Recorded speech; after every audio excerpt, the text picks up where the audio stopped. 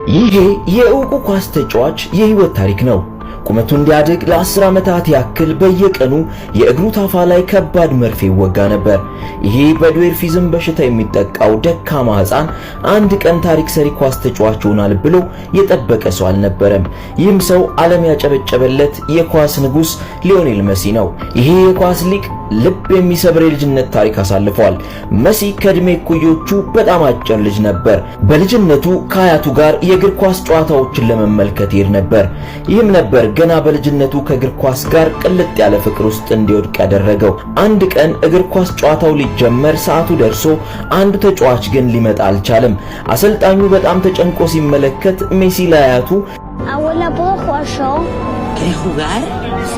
እሱ መጫወት እንደሚፈልግ ነገራት። እርሷም ወዲያውኑ አሰልጣኙን ጠርታ የልጅ ልጇን ሜሲን እንዲያስገባው ነገረችው። አሰልጣኙ ግን ድቅቅ ያለው ሜሲን ሲመለከት ፊቱ ላይ ከፍተኛ ጥርጣሬ ይታይበት ነበር። እንደዚህ አይነት ትንሽ ልጅ እንዴት እግር ኳስን በአግባቡ ይጫወታል ሲል ጠየቀ። አያቱ ግን እንደ ጥይት ይሮጣል ስትል አሞካሸችው። ሜሲም ሁሉም ቦታ ላይ ገብቶ መጫወት እንደሚችል በመግለጿ አማራጭ ያጣው አሰልጣኝ ሜሲ የጎደሉ ልጅ ቦታ እንዲሸፍን አስገባው። ያንን ማሊያ ከለበሰበት ቅጽበት ጀምሮ የሜሲ አስደናቂ የእግር ኳስ ሕይወት ጀመረ። ሜሲ ሜዳ ውስጥ ያሳየው ብቃት ደግሞ በዚያ ያሉትን ሁሉ ያስደመመ ሆነ። በአጠቃላይ የሚያስቆጥረውም ጎል ተደምሮ ትንሹ ሜሲ የሰዎችን ቀልብ ለመሳብ ጊዜ አልወሰደበትም ነበር። በዚህ ትንሽ ልጅ ችሎታ በስፍራው የነበሩ ሰዎች ሁሉ ተደመሙ። አሰልጣኙም የሜሲን አያት በየቀኑ ለስልጠና ወደ ሜዳ ይዘው እንድትመጣ ጠየቃት። ሆኖም ግን በዚያ የነበረ ማንኛውም ሰው ሊዮኔል መሲ የሚለው ስም ከአጥናፍ እስከ አጥናፍ እንደሚናኝ የገመተ ሰው አልነበረም። ታዲያ እሱም ሁል ጊዜ ጎል ሲያስቆጥር ሁለት ጣቱን ወደ ሰማይ ያነሳል። ምክንያቱ ደግሞ እያንዳንዱ የመሲ ድል ሁሌም በእርሱ እምነት ለነበራት አያቱ ህልሟ እንደተሳካ የሚያሳይበት መንገድ ነበር። ያለ አያቱ ጥረት ሜሲን ዛሬ ማየት የማይታሰብ ነው። ትንሹን ሜሲን ሁሉም ሰው ሲጠራጠረው፣ እርሷ ግን በእርጋታ ደግሞ በጥብቅ ታበረታታው ነበር። እርሱም አላሳፈራትም። የትም ቢሆን የትም ኳስ ሲመታ ነበር የሚገኘው። ኳስ እንኳን ቢያጣ ቆሻሻ ወረቀትና ፌስታል ሰብስቦ በማድቦልቦል እርሱን ይጠልዝ ነበር። በቆሻሻ ቦርሳ፣ በአሮጌ ልብስ በተሰፋ ኳስ፣ በቆርቆሮ እንኳን ሳይቀር ይጫወት ነበር። አንዳንዶች ለኳስ ያለው ፍቅር ለህይወት ካለው ፍቅር ይበልጣል ይላሉ። ሁሌም ቢሆን ትምህርት ጨርሶ እስከሚወጣና ከጓደኞቹ ጋር ኳስ እስከሚጫወቱ በጣም በጉጉት ነበር የሚጠብቀው። በተፈጥሮ ችሎታውና በግል ጥረቱ ሜሲ በዘርፉ ተጽዕኖ ፈጣሪ ከሆኑ ተጫዋቾች ፊት የሚጠራ ለመሆን በቅቷል። የትኛውም ቡድን ላይ ሲቀላቀል የእርሱ ቡድን ሁልጊዜ ያሸንፋል። አንድ ቀን በጣም ወሳኙን ጨዋታ ከማድረጉ በፊት ሜሲ በስህተት ሽንት ቤት ውስጥ ሆኖ በሩን ከውስጥ ራሱ ላይ ቆለፈው።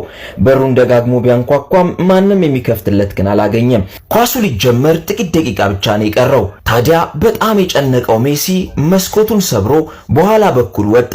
ሽንት ቤቱም በጓሮ በኩል ስለነበረ እየሮጠ ሜዳውን ዞሮ ወደ ሜዳው ደረሰ። ሜዳ ሲደርስ ጨዋታው ሊጠናቀቅ 20 ደቂቃ ብቻ ነበር የቀረው። በጣም የሚገርመው የእርሱ ቡድን 2-0 እየተመራ ነበር። አሰልጣኙ በፍጥነት ሜሲን ወደ ሜዳ አስገባው። ሜሲ ልክ ወደ ሜዳው እንደገባ ሁሉም ነገር መቀየር ጀመረ። እርሱ ብቻውን የጨዋታውን ሁኔታ ለወጠው። ቡድኑንም ወደ ድል መምራት ጀመረ። ታዲያ ምንም እንኳን ሜሲ በገሃዱ የእግር ኳስ ጨዋታ ላይ አስደናቂ ብቃት ቢኖረውም በእግር ኳስ የቪዲዮ ጌሞች ላይ ግን ደካማ ነበር። ታዲያ ደካማም ሆኖ የቅድመ ጨዋታ ስነ ስርዓቶችን ግን አያልፍም። ሁሌ ከጨዋታው በፊት እርሱና ጓደኞቹ የሚደግፉትን ክለቦች ማሊያ ይለብሳሉ። የሜሲ ምርጫ የባርሴሎና 10 ቁጥር ማሊያ ነበረች። የሚገርመው ግን ሜሲ ራሱ አንድ ቀን ይችን የባርሴሎና 10 ቁጥር ማሊያ ለብሶ ለባርሴሎና እንደሚጫወት አያውቅም ነበር። ቢሆንም እርሱም ሆነ ጓደኞቹ ሜሲ ይህንን ያክል ባይሆንም አንድ ቀን ትልቅ ቦታ እንደሚደርስ ይጠብቁ ነበር። ሆኖም ግን አንድ የሆስፒታል ምርመራ ይህንን ህልሙን ሊቀጨው ጫፍ ደርሶ ነበር። የሜሲ ዘገምተኛ እድገት የቤተሰቦቹን ትኩረት ወስዶ ወደ ሆስፒታል ወሰዱት። ታዲያ የምርመራ ውጤት እንደ መብረቅ ነበር የመታቸው። ሜሲ ድዋርፊዝም ወይም ግሮስ ሆርሞን ዲፊሸንሲ የሚባል በሽታ አለበት። የሜሲ ቀጣይ ታሪክ ሲለቀቅ ወዲያው እንዲደርሳችሁ የመደመር ምልክቷን ተጫኑ። መልካም ቀን። ዘገምተኛ የሆነው የልጃቸው እድገት ያሳሰባቸው የሜሲ ቤተሰቦች ወደ ሆስፒታል ይዘው ታመሩ። ሐኪሙም ድዋርፊዝም ወይም ግሮስ ሆርሞን ዲፊሸንሲ የሚባል በሽታ እንዳለበት ነገራቸው። ቤተሰቦቹ ስለ በሽታው ነበር የተጨነቁት። ሜሲ ግን አንድ ነገር ነበር ያስጨነቀው።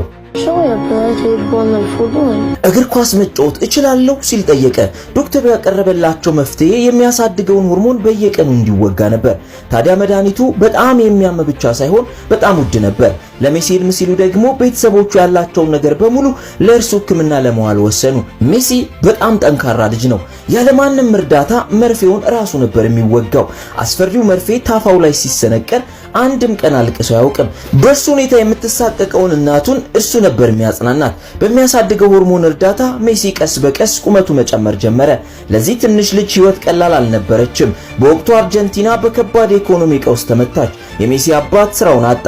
ይሄ ማለት ደግሞ ይሄ ምስኪን ቤተሰብ ለሜሲ ውድ የሆነውን ሕክምና ማስቀጠል አይችሉም ማለት ነው። የልጁን ህልም ለማዳን ሲል የሜሲ አባት ኔውልስ ኦልድ ቦይስ ጋር በመሄድ ለሜሲ ሕክምና እርዳታ እንዲሰጡት ጠየቀ። ነገር ግን አልተቀበሉትም። አባቱ እጅ አልሰጠም። በሀገሪቱ ያሉትን ቡድኖች በጠቅላላ እየዞረ ማናገር ጀመረ። ማንም ግን ሜሲን ለመቀበል የፈቀደ አልነበረም። በዚህ በሽታ ውስጥ ያለ ልጅ ወደፊት ምንም አይነት ተስፋ ሊኖረው እንደማይችል ነበር ሁሉም የሚያስቡት። በመሆኑም ተስፋ ቢስ በሆነ አንድ ተራ ሕፃን ላይ ማንም ገንዘቡን ማባከን የሚፈልግ አልነበረም። እንደ እድል አንድ የስፔን ቡድን ለሜሲ እድል አቀረበለት። ያ ደግሞ ኤፍሲ ባርሴሎና ነበር። ሜሲ ለመጀመሪያ ጊዜ ባርሴሎና የታዳጊዎች አካዳሚ ሲደርስ በዚህ ደቃቃ 13 ዓመት ሕፃን ማንም ያመነበት ሰው አልነበረም። አንዳንዶች አሾፉበት፣ ወደ ቤት ተመለስ ያሉትም ነበሩ። እሱ ግን ምንም መልስ አልሰጣቸውም። አቅሙንና የሚሰራውን ያውቃልና። ምክንያቱም አንዴ ወደ ሜዳ ሲገባ ችሎታው ምን ያክል እንደሚጠቀምበትና ሁሉንም አንገታቸውን እንደሚያስደፋቸው አፋቸውንም እንደሚዘጉና ከዚህ በኋላ ማንም ቀና ብሎ እንደማያየው ያውቅ ነበር። ከልምምድ በኋላ አሰልጣኙ ቀጥ ብሎ ወደሱ መጣ።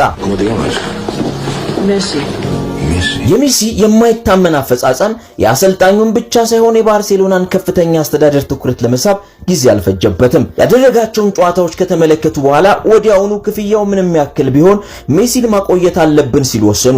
ለሜሲም የ10 ዓመት ኮንትራት አስፈረሙት። ሁሉንም የሕክምና ወጪውን ለመሸፈን ቃል ገቡለት። በመሆኑም ሜሲ የሚወደውን ቡድን ተቀላቀለ።